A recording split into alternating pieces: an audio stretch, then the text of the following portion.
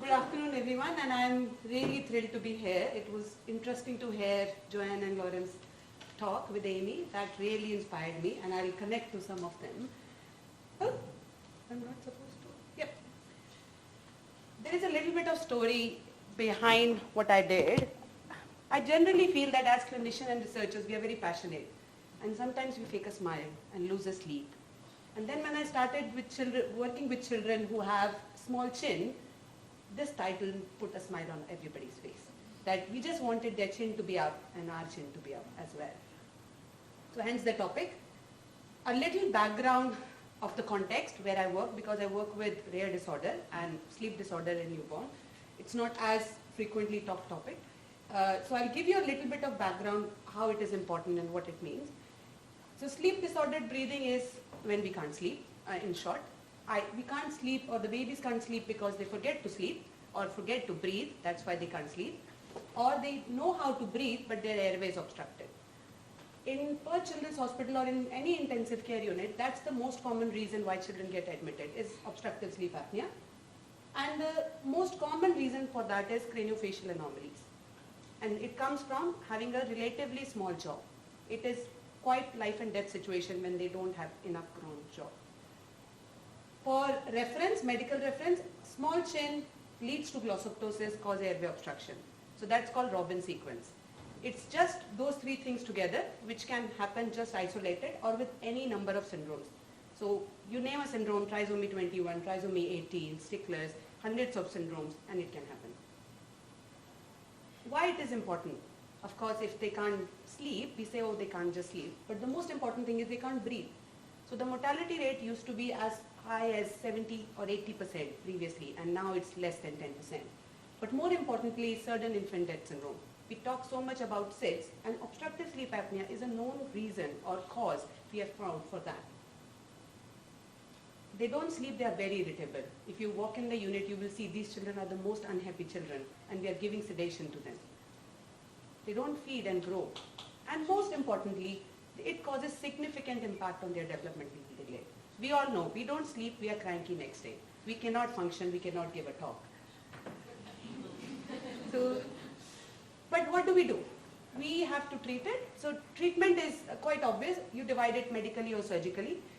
In general, we want to do less because we want to cause minimal harm. Medical options are you give invasive ventilation, non-invasive ventilation, or splint the airway open with some device, which is nasopharyngeal airway. And there are other devices across the world. Surgical is they cut the jaw and advance the jaw. It sounds quite cruel and intensive, but that fixes the problem in severe cases. And if you can't breathe, you have to give an alternative airway in extreme cases, which is tracheostomy. A huge impact on the family. So the question comes is, which child to treat with what? They all are so variable and have significant impact.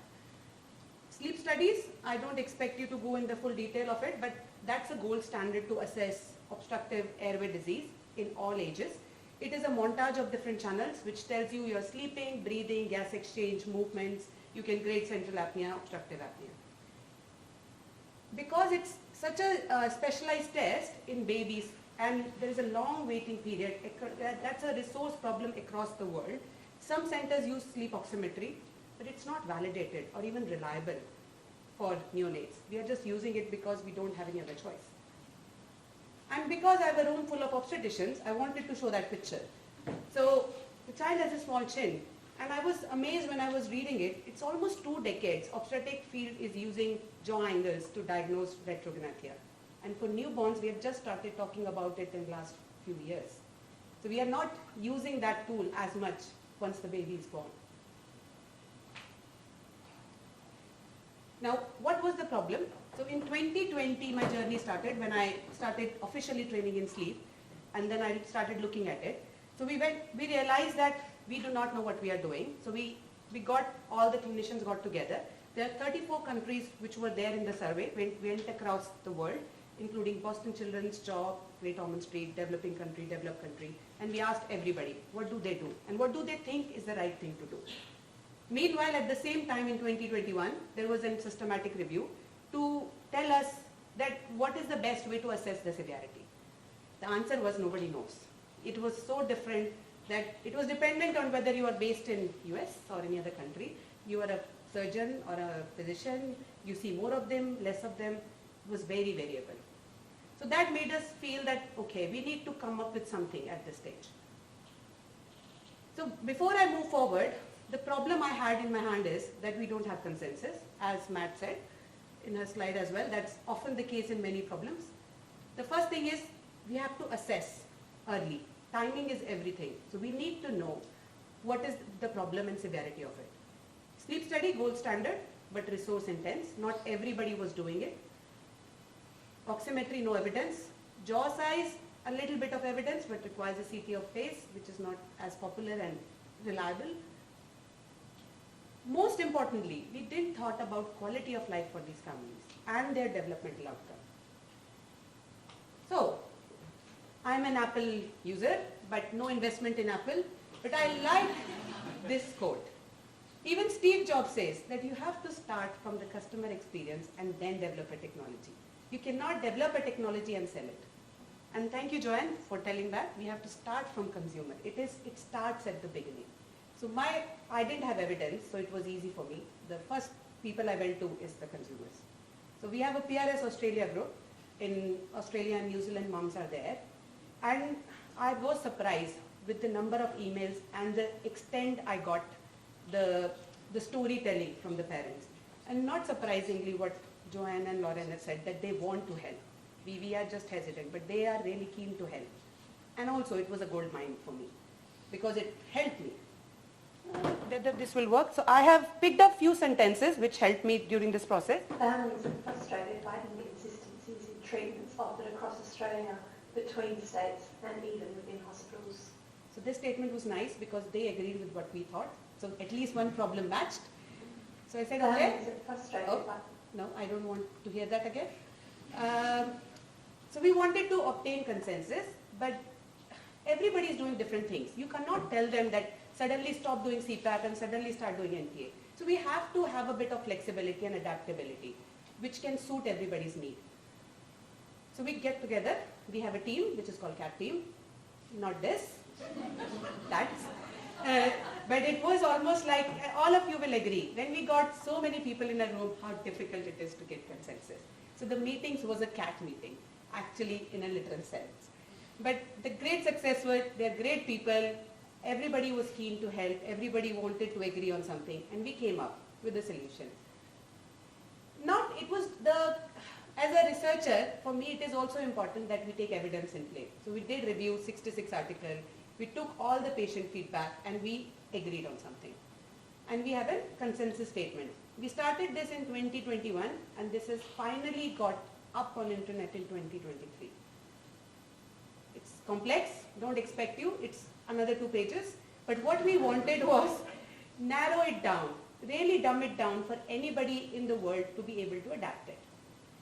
The important part was timing was everything. So we said you need to do a sleep study, which is a gold standard, within a week. And based on that, you start with conservative treatment, reassess again with sleep study, and then go to surgery. But diagnose early, escalate early, treat early, and send home early. So that was our whole aim of that. I can't help but think that if a complete sleep study had been available early on, even in NICU. I can't help but think that if a complete sleep study had been available early on, even in NICU. So the problem for us is we said that, okay, we want a sleep study by 1 week of age. But you can imagine how much backlash I had with that. Because we were asking sleep department who has never done this and they have huge workload. It's not for any malintention. They agree we need it, but it's difficult to provide it. So now the next task was how to get it done. So that was a statement from a mom, which made me think is, we do sleep studies in the night. The children has to go to sleep lab from intensive care unit, a child who has unstable airway. So the question, I don't want to hear it again. So then, because I was training in sleep, and I'm very curious, most of my patients were 4-month-old parents who will come to me and say, my child doesn't sleep. We all have faced this as a parent. Children lose their day sleep and it's a nightmare for parents. That's normal though. But it helped me to understand that a less than 4-month-old sleep in the day and in the night. Doesn't have to be in the night. And from technical perspective, when you do a sleep study, you need the active sleep, which is the red sleep, REM sleep, to capture so that you can assess it well. A newborn sleep is on the left, and on the right is a child's sleep. You can see how different it is. You put a child to sleep, they go in REM sleep, and they sleep in the day. And importantly, we are doing studies in the NICU now. We are not sending them to a sleep lab where there is no equipment, and you don't have to separate a baby from a mom's, get them to a different environment, send a nurse with it who doesn't have equipment if the child deteriorates. So it was a big selling point. But the question was, it was not done before, so it was new. So we had a lot of challenges. So implementation, we needed equipment. We are fortunate, we got funding and we got the equipment. But then we needed to engage everybody that this is going to work. And it took another 2 years for us. And we got work instructions, we trialed it, we collaborated, we integrated, we dumbed it down and wrote everything. And in May 2023, we did our first study. So that's our first family. I'm surprised that we talk about collateral damage as a researcher, and we are always thinking of side effects. But I was surprised to see collateral advantage in our process. This mom told me that she was so happy that she could hold his baby when the study was being done, and the baby was not sent to another place where she doesn't know. And the study takes 8 hours, so it's a long time for a family to feel that way. I didn't thought of that advantage at the beginning. And the second advantage came is, we had, these patients come by chance, we had 2 or 3 in a week, and we could do 2 together in the NICU because we had the availability. It was just the equipment needed.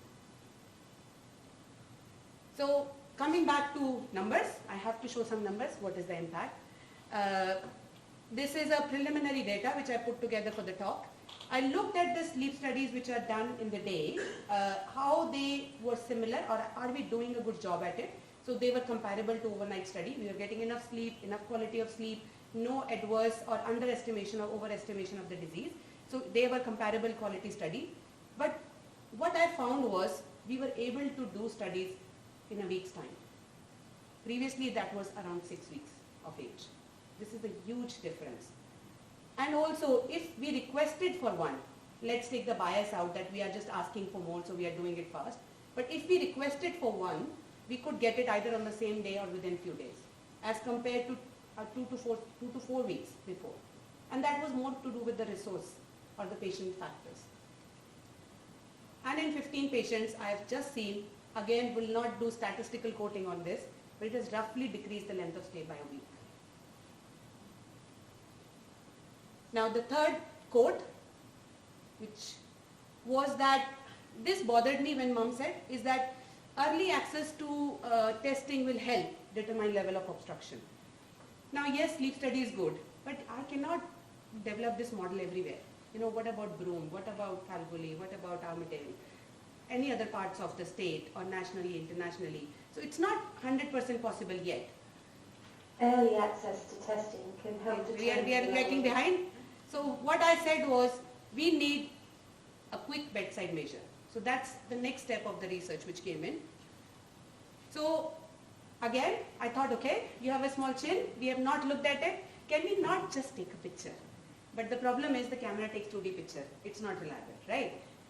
Fortunately enough, in WA we have Cliniface team, they do 3D photography, and they were validating that at that time for newborns. So we have normative data on that.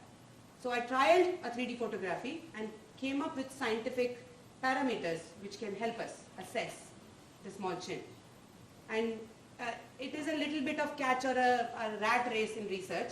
I started doing this in 2021, and this year somebody from Germany is also doing the same thing. So it's a good thing and a bad thing. That means we are doing the right thing, we are not in the dead end. But what we aim is to correlate these jaw indexes or angles which can correlate with the sleep study. And hopefully that will give us even earlier access in other remote areas to diagnosis. It's a work in progress. We are addressing quality of life surveys in our cohort, and we are following them up to report on the neurodevelopmental outcome. And we are halfway through our recruitment. We are collaborating nationally and internationally. Fortunate enough or unfortunate, I have traveled across Australia, so it makes it easy. So in summary, timing is everything. So early access to diagnosis, treatment, discharge, and quality of life for these patients and developmental outcome. What I really thrived on was patient-centric care and the integrating the families. The additional aspect which is a bit tricky for doing research in rare disease is the numbers. But what I think is even children with rare disease needs health equity, right? That's what WHO says. Even if you're born with rare disease, you should achieve your full potential. So we need to do research in that area as well. I have a lot of people to thank and my children to thank.